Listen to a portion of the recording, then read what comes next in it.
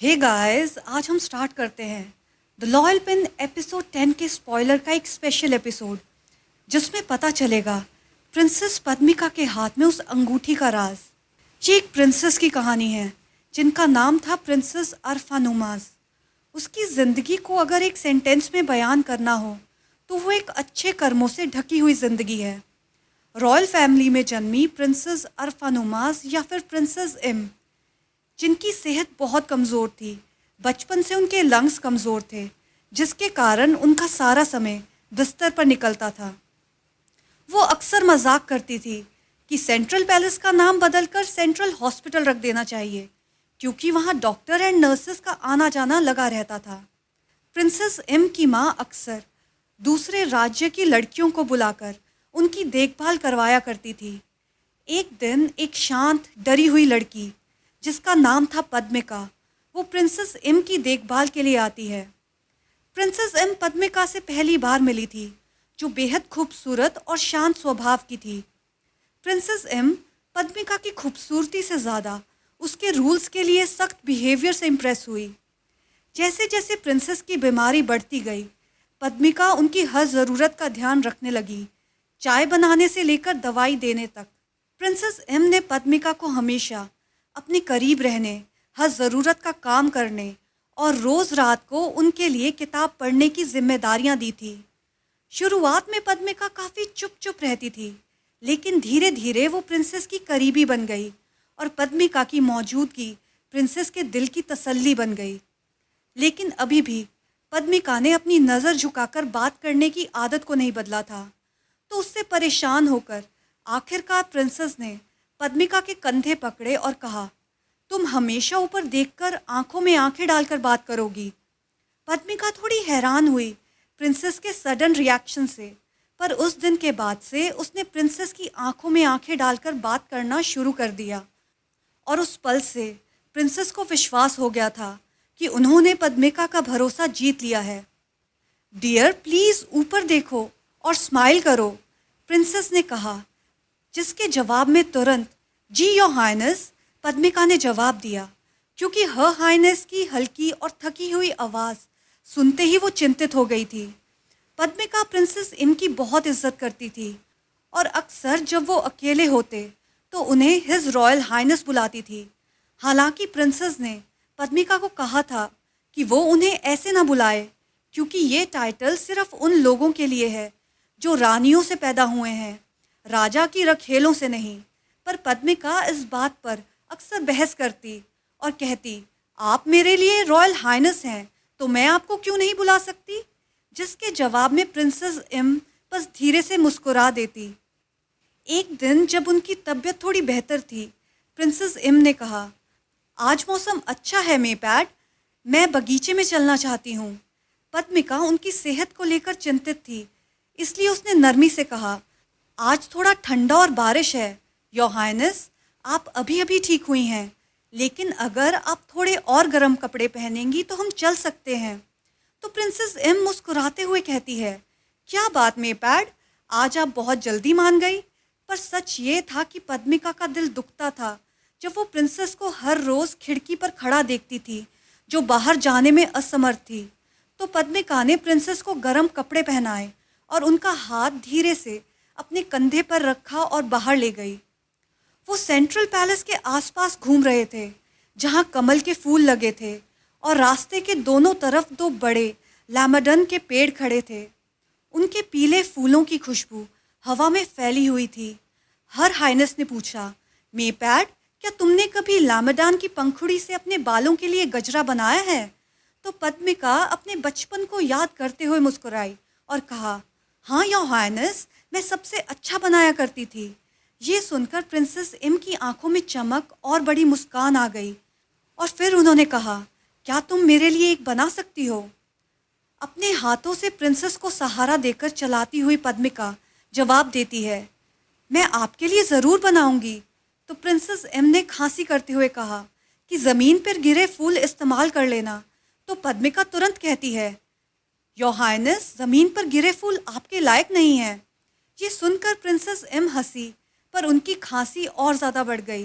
पद्मिका ने हाइनेस की बिगड़ी तबीयत को देखकर उन्हें अपनी बाजू में लपेटा और तुरंत महल वापस ले गई। अगले दिन पद्मिका हर हाइनेस के लिए वादे के मुताबिक लैमडान बुके बनाकर लाई और एक बड़ी मुस्कान के साथ, जैसा प्रिंसेस एम हमेशा उसे कहा करती थी कि खूब मुस्कुराया करो मेपैड, वैसी ही मुस्कान के साथ वो फूलों का गजरा उन्हें दिया और पूछा, क्या ये सुंदर है? जवाब में प्रिंसेस हल्का सा मुस्कुराई और उस गजरे को अपनी कलाई में पहनकर कहा, ये बहुत सुंदर है, क्या मैं इसे ऐसे पहन सकती हूँ? तो जवाब में पद्मिका कहती है, आप जैसे चाहें वैसे पहनिए योर हाइनेस। तो प्रिंसेस एम कहती है, क्या तुम मेरे लिए रोज़ एक बना सकती हो? हाँ ज़रूर योर हाइनेस, पद्मिका ने जवाब दिया एक बड़ी मुस्कान के साथ। बाद में उन्होंने पद्मिका को एक किताब दी और कहा, मदन बध पढ़ना शुरू करो, जिसमें प्यार की शक्ति के बारे में एक कविता थी। पद्मिका धीरे से पढ़ने लगी, लेकिन हर हाइनेस ने बीच में पूछा, तुम्हें इस कविता से क्या समझ आता है? पता नहीं क्यों पर पद्मिका का दिल जोर से धड़कने लगा हाइनेस के इस सवाल से, खासकर जब उसने हाइनेस की सफ़ेद आंखों में देखा और वो घबराकर कहती है, मुझे समझ नहीं आ रहा कि मुझे क्या सोचना चाहिए। तो प्रिंसेस एम कहती है, इसका मतलब तुम बस पढ़ रही हो लेकिन समझ नहीं रही हो। तो पद्मिका कहती है, ऐसा नहीं है, लेकिन इस प्यार के बारे में मेरे दिमाग में एक सवाल रहता है। तो प्रिंसेस कहती है, किस तरह का सवाल? तो पद्मिका कहती है कि मुझे लगता है कि शायद प्यार की शक्ति उतनी ज़्यादा और ख़तरनाक नहीं होती जितनी इस कविता में लिखी है। तो प्रिंसेस तुरंत नरमी से मुस्कुराते हुए कहती है, वो प्यार, अगर तुम जानती तो शायद तुम ये बात नहीं कहती। प्यार का जहर तुम्हें कैद कर सकता है और तुम्हें ज़िंदगी भर खालीपन में फंसा कर रख सकता है।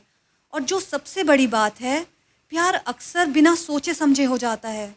ये कहते हुए हिज रॉयल हाइनेस अपना चेहरा पद्मिका के करीब लाई और एक नरमी से बोला, मैंने इसे महसूस किया है, तभी मैं तुम्हें इसके बारे में बता सकती हूँ। अगले कुछ सालों में हर हाइनेस की तबीयत बिगड़ती चली गई और अब अक्सर पद्मिका अपने कमरे में सोने की बजाय हर रात हर हाइनेस के पाँव के पास अपना सर रखकर सोती थी और हर सुबह प्रिंसेस को उठाती थी। ये उसने अपनी आदत बना ली थी, क्योंकि उन्हें सोता देखकर उसे सुकून मिलता था। आपको कैसा महसूस हो रहा है आज? क्या आपको दर्द तो नहीं हो रहा योर हाइनेस? हर सुबह पद्मिका प्रिंसेस को इसी सवाल से जगाती थी। हर हाइनेस हमेशा मैं ठीक हूँ कहती थी, लेकिन उनका शरीर अक्सर उन्हें धोखा दे जाता। खांसी और चक्कर के कारण उनका चलना फिरना बिल्कुल बंद था। कभी कभी प्रिंसेस अपनी बीमारी से इतना दुखी हो जाती थी कि खुद को कोसते हुए सोचती थी, मैं क्यों नहीं मर जाती और इस सब का अंत कर देती। एक रात ये शब्द उन्होंने गलती से पद्मिका के सामने कह दिए, जिसे सुनते ही पद्मिका की आंसुओं से भरी आंखों में गहरा दुख दिख रहा था। तो प्रिंसेस ने उसे तसल्ली दी, लेकिन इस दिन के बाद से पद्मिका ने और ज़्यादा चिंता करना शुरू कर दिया। वो प्रिंसेस को एक नाजुक कांच की तरह संभालने लगी, लेकिन फिर भी प्रिंसेस की तबीयत और भी खराब होने लगी। एक सुबह वो इतने दर्द में उठी जैसे उनके पूरे जिस्म में सुइयां चुभ रही हों। जब दर्द कम हुआ तो बस अपनी कलाई पर बंधी हुई लैमडान की माला को देखती है, जो पद्मिका ने प्यार से बांधी थी। उसी दोपहर उन्होंने पद्मिका को अपने कमरे में बुलाया और एक वेलवेट का बॉक्स खोला, जिसमें कुछ कीमती ज्वेलरी थी। उसमें से एक सुनहरी अंगूठी निकाली, जो टोपाज और हीरे से सजी हुई थी। मैं तुम्हें ये दे रही हूँ, प्रिंसेस ने कहा जब वो पद्मिका के पास बैठी थी। मगर क्यों योर हाइनेस? पद्मिका ने पूछा, थोड़ा कन्फ्यूजन के साथ। तो प्रिंसेस ने अंगूठी ली और पद्मिका को पहना दी, ये कहते हुए कि बस ये ले लो। फिर अपना हाथ उठाया जिसमें उन्होंने लैम्बडान के फ्लास की माला पहनी थी और कहा, समझो ये माला के बदले है। पद्मिका को आजकल ज़्यादा नींद नहीं आती थी, क्योंकि हर हाइनेस की तबीयत और भी ज़्यादा ख़राब हो गई थी।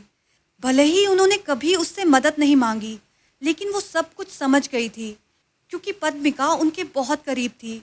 पद्मिका उन्हें सुलाने तक किताब पढ़ती थी और अक्सर उनके एंकल को हल्का सा छू कर देख लेती थी कि उनका टेम्परेचर ठीक है या नहीं। अगर प्रिंसेस का शरीर ज़्यादा गर्म लगता तो वो तुरंत उन्हें वो दवाई देती जो रॉयल डॉक्टर ने लिख कर दी थी और फिर आराम से सो जाती। पद्मिका के 7 साल सेंट्रल पैलेस में गुजर चुके थे और उसे हर हाइनेस की दवाई की खुशबू की आदत डल चुकी थी। एक अजीब तीखी सी खुशबू जो उसे तसल्ली देती थी और सोने में मदद करती थी। ये जानकर कि हर हाइनेस सुरक्षित है।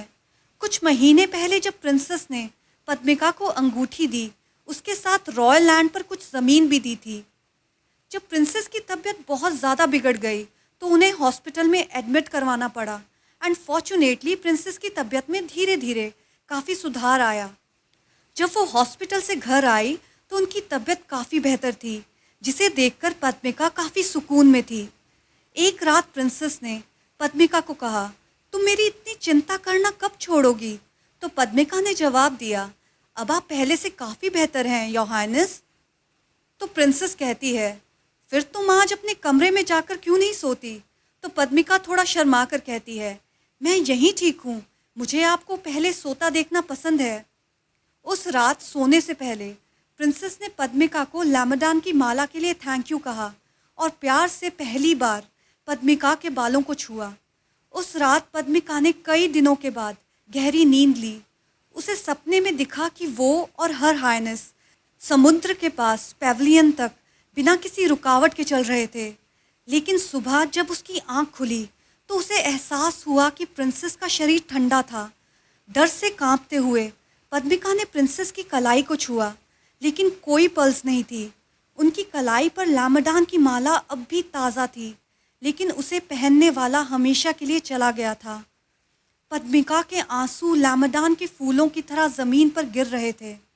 वो हर हाइनेस के पांव पर झुक गई, रोते बिलखते हर हाइनेस को पुकारती है और पूछती है, योर हाइनेस, अब आपको दर्द नहीं हो रहा है ना? प्रिंसेस एम ने पद्मिका के लिए एक चिट्ठी छोड़ी थी जिसमें लिखा था, डियर पद्मिका, चाहो या ना चाहो, मैं ये तुम्हें तसल्ली देने के लिए लिख रही हूँ। मैं अपने शरीर को सबसे अच्छी तरह जानती हूँ और एक तरह से ये अच्छा है कि ये जल्दी टूट गया। फिर भी ये अफसोस है कि हम ज़्यादा वक्त साथ नहीं बिता पाए। मेरे लिए ज़्यादा आंसू मत बहाना। मौत में उतना दर्द नहीं जितना तुम सोच रही हो। मजबूत रहो और अपनी ज़िंदगी जियो, चाहे दूसरों के लिए या मेरे लिए। अगर तुम्हें वही महसूस होता है जो मैं करती थी, तो मैंने जो अंगूठी तुम्हें दी थी उसे पहने रखना। अगर नहीं तो उसे वापस वेलवेट के बॉक्स में रख दो। बस इतना ही मांगती हूँ। अपना बहुत ख्याल रखना। लव, अरफानुमस। प्रिंसेस एम के जाने के बाद पद्मिका की ज़िंदगी खाली हो गई थी। अक्सर वो उदास रहती थी, लेकिन फिर भी जैसे प्रिंसेस ने अपनी चिट्ठी में लिखा था कि मजबूत रहो और अपनी ज़िंदगी जियो, अपने लिए ना सही मेरे लिए। बस इसी चीज़ से हिम्मत लेकर वो अपनी ज़िंदगी जीने लगी। बुआ पैलेस भी बन गया, उसमें पद्मिका ने रहना भी शुरू कर दिया, पर फिर भी उसका दिल सेंट्रल पैलेस की यादों से घिरा हुआ था। जो सुकून उसे सेंट्रल पैलेस में दवाई की खुशबू के बीच मिलता था, उस सुकून की कमी थी, क्योंकि दवाई की खुशबू ये दिखाती थी कि रॉयल हाइनेस अभी भी कहीं महल में है। पद्मिका ने अपने होंठ बंद कर लिए ताकि वो अपनी आंखों में आए आंसू को रोक सके, जो काफ़ी देर से उसकी आंखों में थे, और अपनी उंगली पर सजी अंगूठी को छूती रही। इस स्पेशल स्पॉइलर के लिए बस इतना ही गाइस, और बहुत जल्द हम मिलेंगे एपिसोड 11 के स्पॉयलर्स के साथ। एंड एक्सट्रीमली सॉरी आज की ऑडियो क्वालिटी के लिए। मैं जैसे ही रिकॉर्ड करने लगी इतनी ज़ोर के बारिश स्टार्ट हो गई कि पूरी ऑडियो क्वालिटी ख़राब हो गई है। तो I am really sorry.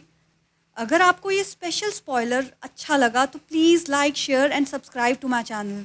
Thank you.